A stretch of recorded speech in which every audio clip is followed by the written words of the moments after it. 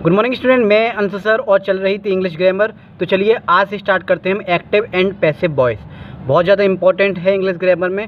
ठीक है, क्या होता है सारी चीज़ें पढ़ेंगे डिटेल्ड में, बिल्कुल रूल्स इससे पढ़ेंगे, शॉर्ट में भी पढ़ेंगे, कैसे बनाते हैं, क्या करते हैं, कहाँ से ये आए, इन सब के बारे में पढ़ेंगे। डे नंबर है 22। जैसा कि मैंने आप लोगों से वादा किया था कि इंग्लिश को जो है 2 या ढाई महीने के अंदर फिनिश करेंगे। प्रीपोजिशन कर चुके हैं, आर्टिकल्स कर चुके हैं, टेंस फिनिश कर लिए।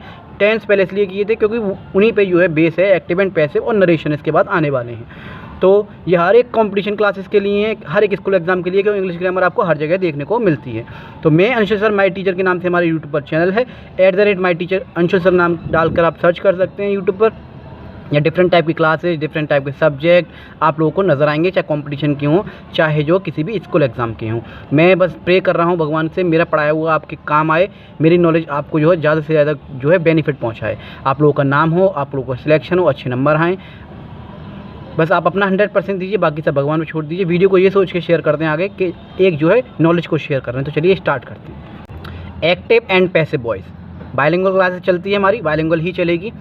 एक्टिव वॉइस चाहे हिंदी मीडियम का बच्चा हो, चाहे इंग्लिश मीडियम का बच्चा हो, दोनों के लिए क्या है बेनिफिट होगा। मैं एक टीचर हूँ, मैं कोशिश कर रहा हूँ ज़्यादा से ज़्यादा नॉलेज शेयर करने की, फ्री ऑफ कॉस्ट, हर घर तक, हर बच्चे तक। तो चलिए, एक्टिव वॉइस को हिंदी में सक्रिय वाक्य कहते हैं और पैसिव वॉइस को इंग्लिश हिंदी में जो है निष्क्रिय वाक्य कहते हैं। इन चीज़ों को आप याद रखिएगा, नोट्स बनाते चलिए। रजिस्टर आपने बना रखा है, आराम से जिस हिसाब से पढ़ाता जा रहा हूँ उस हिसाब से करते जाइए। ठीक है, एक्टिव वॉइस क्या होते हैं जी, क्या होता है एक्टिव एंड पैसिव वॉइस, पहले हमसे इसे समझते हैं, क्यों इनकी ज़रूरत पड़ी हमें इंग्लिश ग्रामर में। देखिए, एक्टिव वॉइस सभी वाक्यों में जितने भी सेंटेंस आपको मिलेंगे, कोई भी सेंटेंस आपको मिले और आपसे कहा जाए एक्टिव को पैसिव में बदलिए या पैसिव को एक्टिव में बदलिए, तो सभी वाक्यों में सब्जेक्ट जो होगा कर्ता को अधिक महत्व देते हुए वाक्य में सब्जेक्ट को आगे रखते हैं। सब्जेक्ट कौन होता है? जिसके द्वारा काम किया जा रहा है। राम खाना खाता है, तो राम क्या है इसमें? सब्जेक्ट है। तो सब भाई किसके द्वारा काम किया जा रहा है? राम के द्वारा काम किया जा रहा है, राम खाना खा रहा है। ठीक है, सभी वाक्यों में जो सब्जेक्ट होगा, जो कर्ता जो होगा, एक्टिव वॉइस में क्या होता है, एक्टिव वॉइस के जितने भी सेंटेंस होंगे, जितने भी वाक्य होंगे, उसमें सब्जेक्ट जो होगा, जो कर्ता होगा, हिंदी में कर्ता बोलते हैं, उसको इंपॉर्टेंस देते हैं और उनको जो है सेंटेंस में सबसे आगे हम रखते हैं। हमेशा याद रखिए, वर्ब से पहले सब्जेक्ट आपको देखने को मिलेगा किसमें? एक्टिव वॉइस में। हेल्पिंग वर्ब हो भी सकती है और नहीं भी हो सकती, इस चीज़ को याद रखिएगा। स्ट्रक्चर ऑफ एक्टिव वॉइस क्या होता है? Subject, verb, object. बहुत सिंपल होता है। हेल्पिंग वर्ब हो भी सकती है, ऑक्सिलरी वर्ब हेल्पिंग वर्ब जिन्हें कहते हैं, हो भी सकती है और नहीं भी। तो आई होप एक्टिव वॉइस समझ में आए होंगे। एक्टिव वॉइस वो सेंटेंस होते हैं जिसमें सब्जेक्ट को हम आगे रखते हैं, वर्ब से पहले रखते हैं। ठीक है, और इसमें जो इंपॉर्टेंस जो दी जाती है वो सब्जेक्ट को दी जाती है जो काम कर रहा है। और स्ट्रक्चर ये गया subject plus verb plus object. वहीं पैसिव वॉइस में उल्टा होता है। इसमें क्या होता है? सभी वाक्यों में ऑब्जेक्ट जो होता है, ऑब्जेक्ट को इंपॉर्टेंस ज़्यादा दी जाती है, महत्व देते हुए वाक्य में ऑब्जेक्ट को जो वर्ब से पहले रखते हैं। ऑब्जेक्ट क्या है? कर्ता सब्जेक्ट के द्वारा हुआ कार्य। कई ऑब्जेक्ट क्या होता है? जो काम हुआ है। ठीक है, राम ने खाना खाया, यानी खाना जो क्या हो गया, वो ऑब्जेक्ट हो गया। बिना सहायक क्रिया हेल्पिंग वर्ब के पैसिव, या एक चीज़ इंपॉर्टेंट एक चीज़ में इंपॉर्टेंट है, बहुत ध्यान रखिएगा, बिना हेल्पिंग वर्ब के, बिना सहायक क्रिया के, बिना ऑक्सिलरी वर्ब के पैसिव वॉइस नहीं बनेंगे। एक्टिव वॉइस में हो भी सकती, नहीं भी हो सकती, लेकिन पैसिव वॉइस में बिना हेल्पिंग वर्ब जो है पैसिव वॉइस नहीं बनेगा। यदि पैसिव वॉइस है तो वर्ब की थर्ड फॉर्म ही आएगी। एक्टिव वॉइस को पैसिव वॉइस में जब भी आप बदलेंगे, एक्टिव वॉइस में कोई भी फॉर्म हो, इससे हमें कोई मतलब नहीं है, लेकिन जब पैसिव वॉइस में हम कन्वर्ट करेंगे तो क्या होगा? उसमें V3 ही वर्ब की थर्ड फॉर्म ही आपको दिखाई देगी, यानी पास्ट पार्टिसिपल वाली फॉर्म आपको नज़र आएगी पैसिव वॉइस में। याद रखिएगा इस चीज़ को। भाषा को थोड़ा अलग वे में देखने के लिए, अलग वे में समझने के लिए एक्टिव वॉइस जो है बनाए, एक्टिव पैसिव की हमें ज़रूरत पड़ी।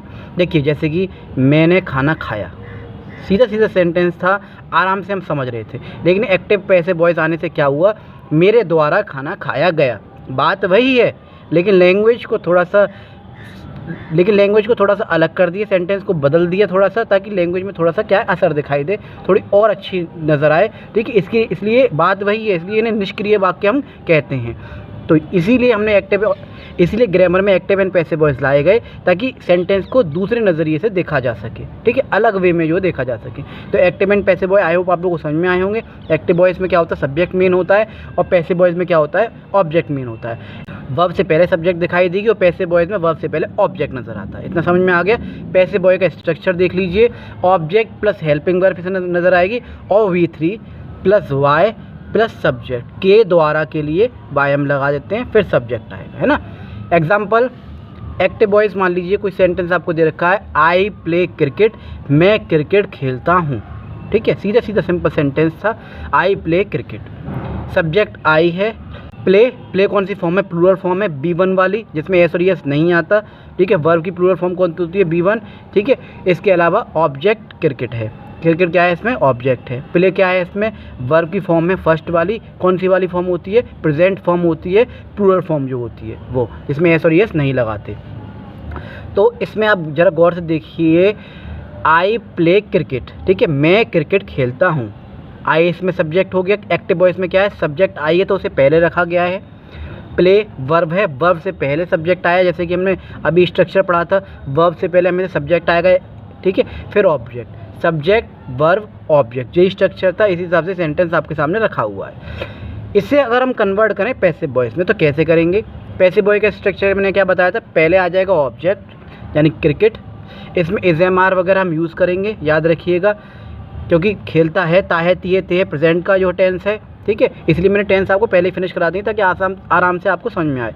तो अकेला है, आई का हो जाता है मी, तो cricket is played by me, play की जो थर्ड फॉर्म होती है क्या होती है, V3 जो होती है पास्ट पार्टिसिपल वाली, ईडी लग जाता है उसमें, प्ले प्लेड प्लेड, तो प्लेड आ गया, वाई मी, क्रिकेट मैं खेलता हूँ, या फिर इस तरह से बोल सकते हैं क्रिकेट मेरे द्वारा खेला जाता है, बात वही है, लेकिन एक्टिव पैसिव वॉइस क्यों बनाए गए, ताकि एक अलग वे में हम जो सेंटेंस को पढ़ सकें।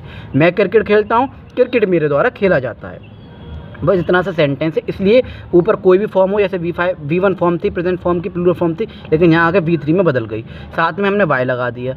आप याद रखिएगा पैसिव वॉइस में V3 आपको दिखाई देगी, साथ में वाई लगेगा, क्रिकेट मेरे द्वारा खेला जाता है, इसमें ऑब्जेक्ट पहले आ गया, जैसा कि इसका स्ट्रक्चर है पैसिव वॉइस का, क्रिकेट, हेल्पिंग वर्ब आपको नजर आई इज़, ठीक है, V3 क्या है, प्लेड, और प्रीपोजिशन है वाई, और सब्जेक्ट में मी आपको दिखाई दिएगा, क्योंकि इसमें आई का मी हो जाता है, वो हम आगे पढ़ेंगे सब्जेक्टिव केस कैसे ऑब्जेक्ट केस में बदलेगा। अभी आप इसमें समझ लीजिए कि किस तरह से सेंटेंस बनते हैं और स्ट्रक्चर क्या रहता है। आई होप आप लोगों को समझ में आ रहा होगा, बस ज़्यादा से ज़्यादा वीडियो को शेयर कर दें उन लोगों तक जिनको वाकई वीडियोज़ की बहुत ज़्यादा ज़रूरत है। तो चलिए, पैसिव वॉइस में आपको दे रखी है एक ये टेबल, इसको बहुत ध्यान से समझिएगा। एक होता है सब्जेक्टिव केस, जो कि आपको एक्टिव वॉइस पैसिव में, जो कि आपको एक्टिव वॉइस में नज़र आएंगे। इनको चेंज जब हम करेंगे पैसिव वॉइस में तो इनका ये हो जाएगा, जैसे मान लीजिए सब्जेक्टिव केस में अगर आई दे रखा है तो उसका मी हो जाएगा, जैसे अभी हमने देखा आई का मी हो गया था, वी का अस हो जाएगा, यू का यू ही रहेगा, ही का हिम, शी का हर, ठीक है, इट का इट, और दे का देम। एक और बात इसमें याद रखिए, अगर सब्जेक्टिव केस डबल डबल नहीं आएंगे, ना ही ऑब्जेक्टिव केस डबल डबल आएंगे किसी में भी, याद रखिएगा। अभी हम आगे पढ़ेंगे इस चीज़ को। अगर आई दे रखा है तो आई के साथ दे नहीं आएगा, याद रखिएगा। सब्जेक्टिव केस में आई है तो आगे आपको दे नज़र नहीं आएगा, ठीक है। ऐसी मी है तो मी के साथ देम नज़र नहीं आएगा, याद रखिए। सब्जेक्टिव केस को अगर बदलेंगे तो ऑब्जेक्टिव केस ही आएगा। इस तरह से आप इन चीज़ों को आप याद रखिएगा। नेक्स्ट आगे देखते हैं पैसिव वॉइस में। हमेशा याद रखिए पैसिव वॉइस जब हम बनाएंगे, प्रीपोजिशन के बाद यदि कोई प्रोनाउन आया तो, जैसे प्रोनाउन कौन से थे, यही सही सारे थे, I we you he she it they वर्ग, ये सब क्या है, प्रोनाउन है। किसी भी प्रीपोजिशन के बाद अगर प्रोनाउन आया तो ऑब्जेक्टिव केस आएगा, हमेशा याद रखिएगा। पैसिव वॉइस में क्या होता है, ऑब्जेक्टिव केस हम लगाते हैं, तो प्रीपोजिशन के बाद प्रोनाउन, अगर कोई भी प्रोनाउन आया तो वो जो प्रोनाउन होगा वो ऑब्जेक्टिव केस वाला होगा। प्रीपोजिशन प्लस प्रोनाउन जो होगा उसके बाद ऑब्जेक्टिव केस वाला ही आएगा। एग्जाम्पल, आई लुक्ड एट दे, अब इसमें आई भी सब्जेक्टिव केस है, और जो है प्रीपोजिशन के बाद जो दे आ रहा है प्रोनाउन जो है वो भी क्या है, सब्जेक्टिव केस वाला है। तो ऐसे आपको नज़र नहीं आएगा, ये सेंटेंस रॉन्ग है, याद रखिएगा। ये आप एरर भी समझ जाइएगा। इसके साथ साथ इसमें ऐड जो प्रीपोजिशन है, दे क्या सब्जेक्टिव केस है, नहीं आएगा। क्यों, आई भी सब्जेक्टिव है और क्या है, दे भी सब्जेक्टिव है, दोनों सब्जेक्टिव केस नहीं आ सकते। पैसिव वॉइस में क्या होगा, I looked at them, I subjective case है, यहाँ देम क्या है, या देम क्या ऑब्जेक्टिव केस है। वही कह रहा है कि प्रीपोजिशन के बाद, ऐट के बाद जो प्रोनाउन आएगा, वो हमेशा क्या होगा, पैसिव वॉइस में ऑब्जेक्टिव केस वाला आएगा। इस चीज़ को बहुत ध्यान से समझिएगा। जैसे कि आई सब्जेक्टिव केस है तो them objective case, at preposition के बाद ऑब्जेक्टिव केस आएगा हमेशा ओनली। इस चीज़ को बहुत ध्यान से आप समझिएगा। टेंस मैंने पढ़ाए थे, इन्हीं पर डिपेंड है सब चीज़।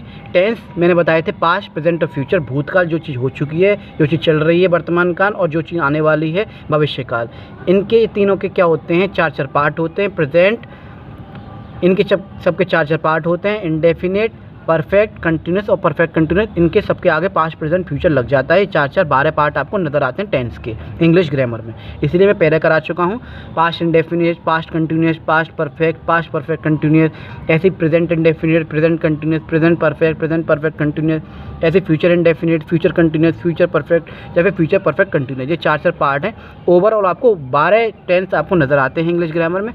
टेंस माने होता है टाइम माने होता है काल, समय के बारे में हम पढ़ते हैं। जो चीज़ होने वाली थी, हो रही है, होगी, चल रही है, जो भी इन तीनों में पास्ट, प्रेजेंट, फ्यूचर में एक्टिविटी हो रही है, होगी, होने वाली है, इन सबको हम रूल वाइज किस तरह से बोलते हैं, वही होते हैं टेंस।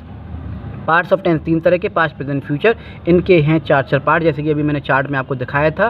ठीक है, ओवरऑल 12 टेंसेस आपको देखने को मिलेंगे, ये हम पढ़ चुके हैं। लेकिन जो इंपॉर्टेंट बात है वो है अब समझने वाली। जैसे मैंने नंबर डाले, हो सकता है बुक में आगे पीछे हूँ आपके में, लेकिन जैसे मैं पढ़ा रहा हूँ उस हिसाब से आप पढ़िएगा, इसी हिसाब से आप नंबर डालिएगा। पहले नंबर पर सिंपल प्रेजेंट, दूसरे नंबर प्रेजेंट कंटिन्यूस, क्योंकि इसी के हिसाब से हम पढ़ने वाले हैं।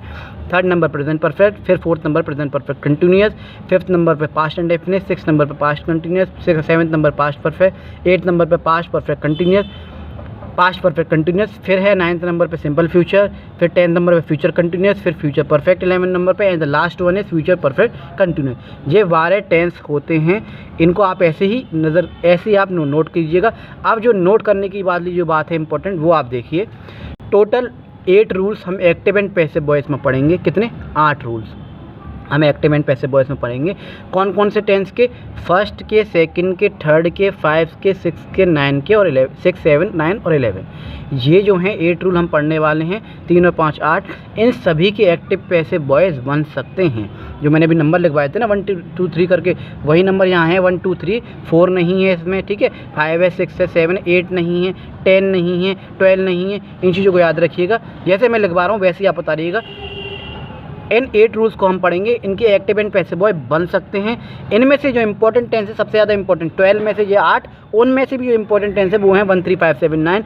सबसे ज़्यादा एक्टिव पैसिव वॉइस, सबसे ज़्यादा टेंस के क्वेश्चन इसमें से पूछे जाते हैं, जिसमें से 4 8 10 12 4 8 10 12 इन 4 टेंसेस के पैसिव वॉइस नहीं बन सकते हैं, नॉट पॉसिबल।